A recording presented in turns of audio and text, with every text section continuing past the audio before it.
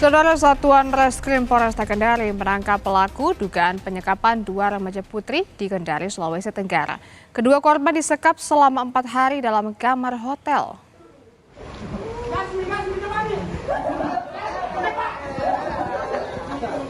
Terungkapnya kasus dugaan penyekapan 2 remaja putri ini berawal dari laporan masyarakat yang kemudian diselidiki oleh polisi.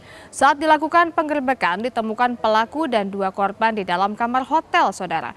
Dari pengakuan kedua korban, mereka telah disekap selama 4 hari oleh pelaku dan dijual ke pria hidung belang melalui aplikasi kencan. Kedua korban juga mengaku selalu diancam dengan senjata tajam.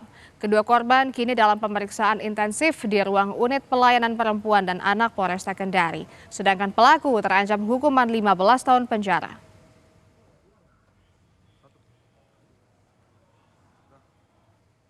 Ada perempuan 2 orang, kemudian itu semuanya ada di bawah umur. Dan mereka mengakui bahwasanya mereka diperdagangkan melalui aplikasi hijau.